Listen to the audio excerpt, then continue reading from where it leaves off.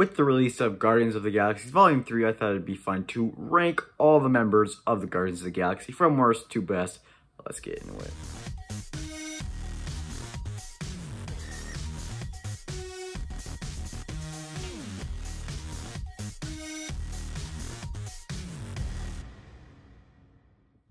Real quick before we get into this, I just want to say spoilers if you haven't seen the new Guardians movie.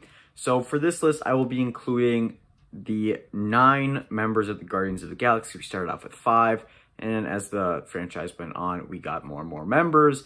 And all the members I will be including on this list are the ones in all the posters and marketing material, the ones who are in the holiday special, kind of marked as like team members. So let's just get into it. In 9th place for me is Cosmo, the newest member of the Guardians of the Galaxy. And Cosmo is cute. Cosmo doesn't get to do much in the holiday special or Guardians of the Galaxy Volume 3, but you know, having a dog now, you have 2 animal characters a part of the Guardians, and I think that's pretty cool.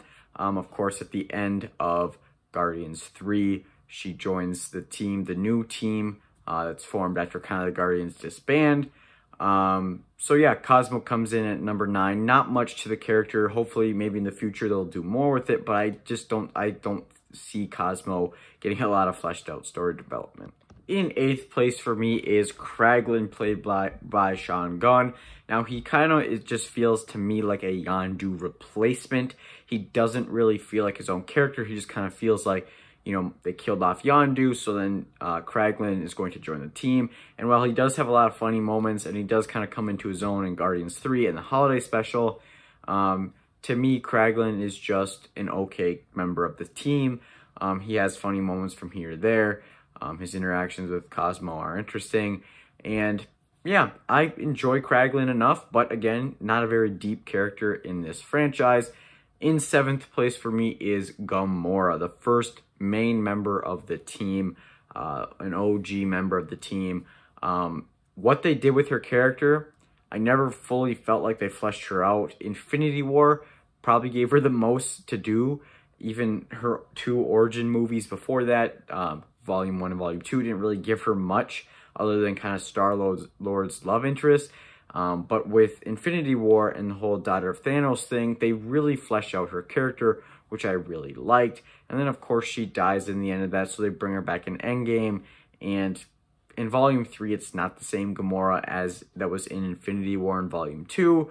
So the character, I just have conflicting thoughts on, because I don't think they did enough with the character. But I do enjoy her character from time to time.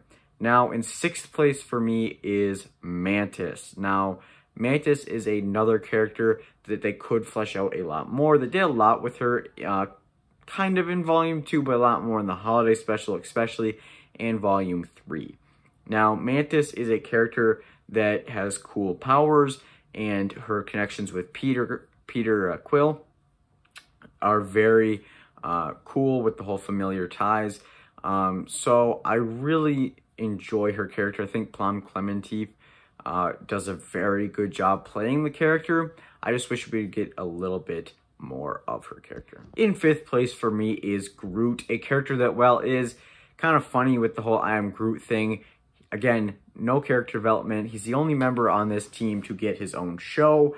But he's just kind of there for a novelty. He's like, oh, there's the tree that only says I am Groot. And what they do at the end of Volume 3 with him, and how big he gets, he's the biggest he ever is, I think it's cool. Now, I like Groot a lot more in Volume 1, and of course in Volumes 2, and then Infinity War, Endgame, Love and Thunder, and the new Volume 3, Groot, it's not the same Groot. It's not Baby Groot, all the way through the new Groot we have now, is not the same Groot as adult Groot from Volume 1.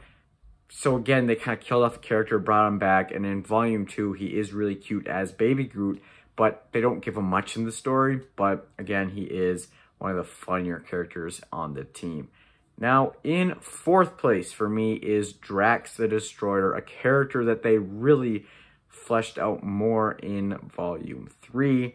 And I thought they kind of took his comedic aspects and they still had him there, but they also made him a little more serious, because remember in Guardians 1, he says some funny things, but he still is a tragic character with what happened to his wife and daughter.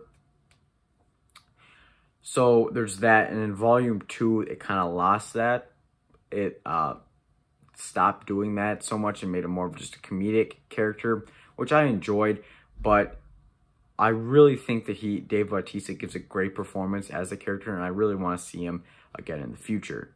In third place for me is Nebula, probably the most improved character in the whole MCU. Like, when she first came in volume 1, she was unlikable, and I didn't really like her. Volume 2, I started liking her more, and then Endgame and Infinity War, and they really made me love the character of Nebula. I think she is just very fun, and I really enjoy her character. So yeah, there's Nebula. In second place for me is Star-Lord, another one that they fleshed out probably the most.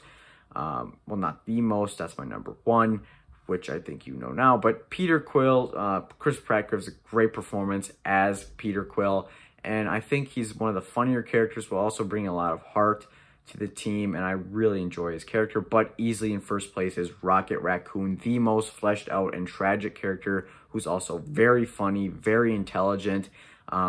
He's in my top 3 for sure in all of the MCU. I think Rocket Raccoon, surprisingly, is one of the best characters in all of science fiction right now. He's just a great character in my opinion. So share your ranking down below. What are your thoughts on my list? What is your list? Tell me all that down below. What did you think of volume 3? Tell me all that down below once again. Thank you guys so much for watching. As always, check out some more videos right now.